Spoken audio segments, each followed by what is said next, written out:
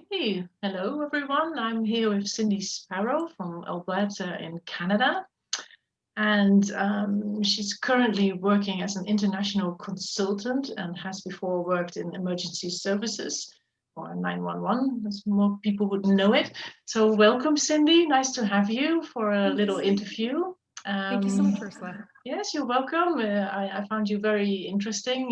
You're in one of the courses with Jason, and I also saw another interview that you did. Well, I saw parts of it on Facebook, and I thought that was really interesting and inspiring in a way. Thank So you. that's why I thought I would invite you for a talk here today. So the first question I always ask everyone is, how did you start on your spiritual journey? What um, brought you on this path? So, I think from the time I was a small child, I could sense energy, feel energy. I knew things that I shouldn't have known. And I always, I was always curious. I knew that there was something more than just the organized religion that was out there. I knew there was something bigger than that. And I knew that I wanted to know more about it. And so from the time I was a kid, I mean, I can remember sitting in the library trying to find books on like spirit, or I didn't even know what to call it at that time, right? Because I didn't have the words or the experience to be able to look into it. But Yeah. from the time I was a small child, I knew. And because I was so sensitive, there were times in my life where I had to shut it down, or I tried to shut it down because I didn't know how to manage it. Um, and I didn't know what to do with it. But what people often call it in the part of the world where I live is strong intuition. But I knew it was more than just intuition. Yeah. And so as I went through my years, I mean, I leaned on the strong intuition side, particularly in my roles in emergency services. So I've worked frontline as a flight and ground paramedic. I've worked in a 911 center answering calls. And so being able to read a situation over the phone when maybe somebody can't freely tell you all of the information on the line, I could pick up on if there was something else going on and I knew it and I needed to send more help.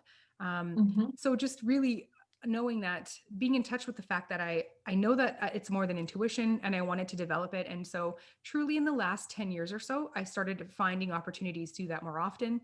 And in the last year and a half, particularly, I got to join you and Jason in a mentorship program to really dive in and develop that psychic mediumship part of me. Yeah. And did you find that that helped you in your normal day-to-day life or in your work, or did it maybe help your patients or clients that way? Absolutely, absolutely. I think there it helped me as an individual as well as my ability to serve and support other human beings. And so for me, it was that constant connection and reminding myself that I'm never actually on my own when I want to create things or do things.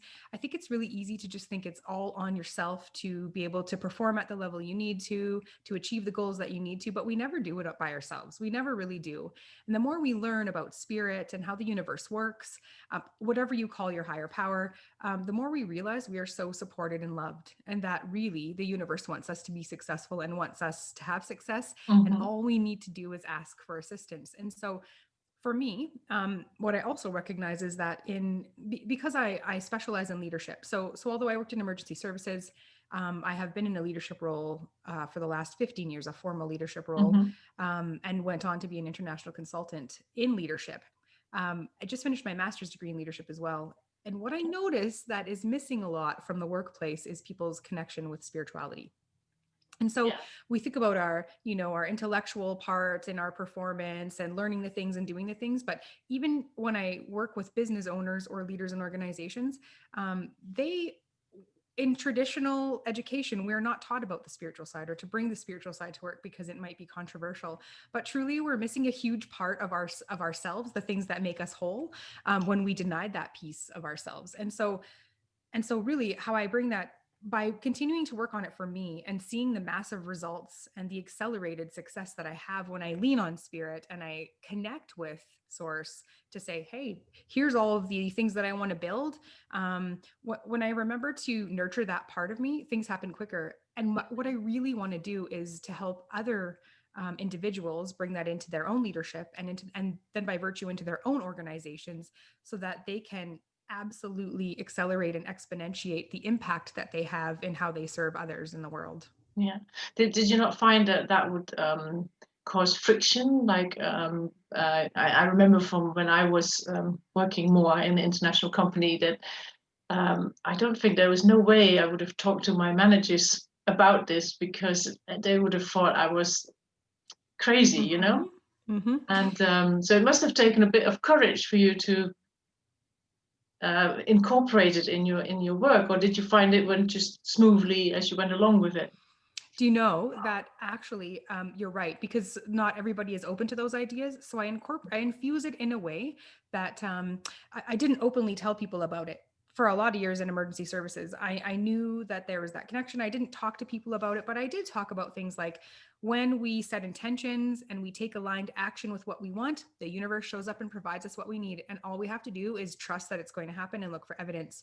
I didn't go deep into the theory and philosophy behind it, because you're right. For some people, their brain's not ready to break down that mental model they have of what they see spiritualism or religion as, right?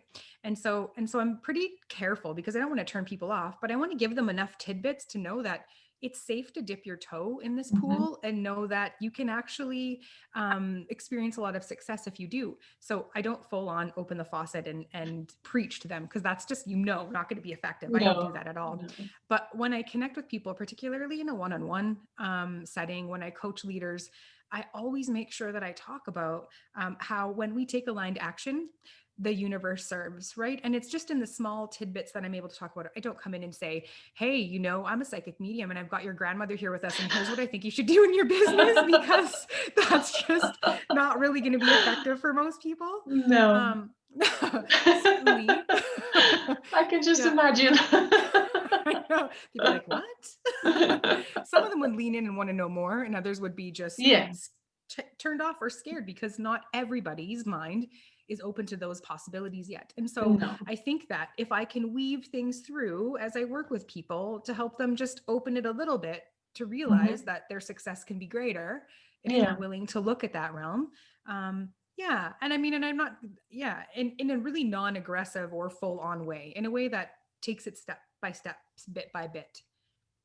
Yeah, well, that sounds good. And now when you work as international consultant, you could do that even more, of course, because you just told me you do no, not inspirational speaking. You also do inspirational speaking, but speaking, you're a speaker.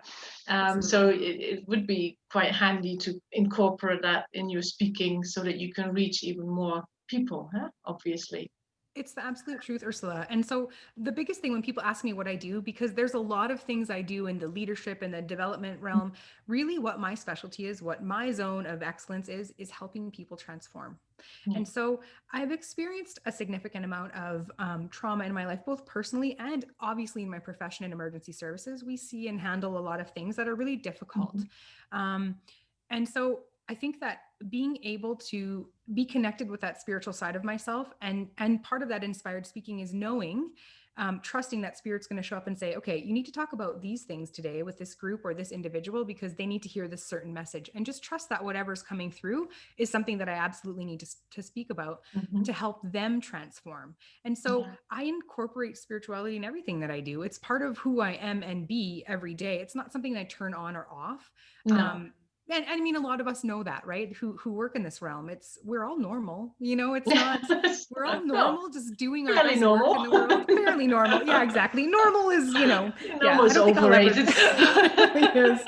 It really is. It really is. But just really being able to help people transform. And so part of that is, I think that what I hear a lot from people is that I'm easy to connect with and relate to. And that's just because I come from truly a place of no judgment and pure love. I genuinely want success for other human beings. And what I'm here to help them do best is take them from where they're at to where they want to be, and to help them transform through some often really difficult things. People can have a lot of trauma in their past or a little bit of trauma in their past, but we've all got it to some degree or another. And where I truly specialize is in helping people lean in, weaving that spirituality in to be able to build resilience and transform quicker and quicker each time, instead of getting stuck where we're at or thinking that we're not enough or we don't have the tools. Just really being able to lean in and transform. And when individuals are able to transform themselves through difficult things and succeed, they actually inspire others around them just naturally to do it. And it also means that because I'm helping them focus a lot of times on their careers and then the work that they do in the world, it actually means that the whole world ends up benefiting in some way, shape, or form. When people lean into their highest potential and they do their best work that they're here to do in the world, everybody benefits, right? So yeah, I get a lot of reward in the work that I do in helping people. That sounds good. And also, if you help them on the professional level to transform, it will also transform them on the personal level, because you cannot have one without the other. So it's a win-win really for people that decide to work with you. It's So, true.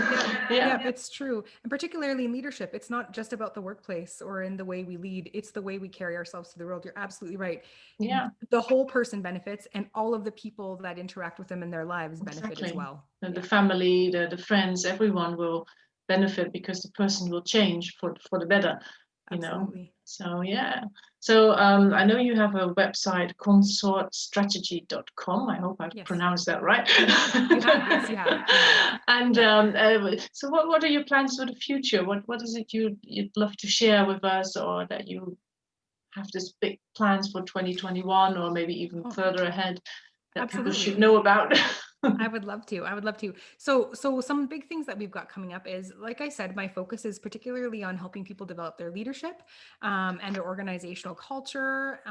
So what we've got planned with Consort. So Consort's a company I partnered with. My business partner out of the UK, so that we have an international consulting firm that we help people with leadership, with governance, and with strategy. And so what my focus primarily is on strategy and leadership. And so what we are launching in February is Caliber. It's our leadership development program.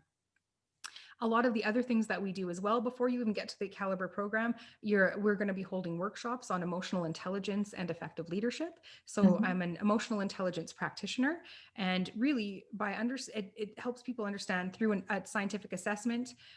They get to understand where they sit on the emotional intelligence scale and how it might impact their leadership. So the way they show up in the world, the way they view the world, and the way they react to it, and the impact they have on others.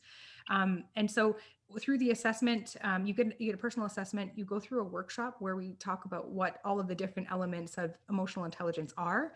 And the cool part about emotional intelligence is, unlike personality, where your personality kind of stays the same throughout your life and you're not doing things to try and change it, it just is. With emotional intelligence, it's like if you think of a soundboard or a synthesizer or an equalizer when you're playing music, there's different dials that you can move up and down that help you be most effective. And so learning where your dials are at now, and then being able to position them in the right way so that you can grow as a leader and be able to inspire others into high performance. I'm really excited about it. So we're launching those workshops in January as well. Sounds good. Yeah. And I'm sure with your intuition and psychic abilities, you will be able to really tune into the people, and not just from the test, but also from feeling into them. You'll be able to help them even better.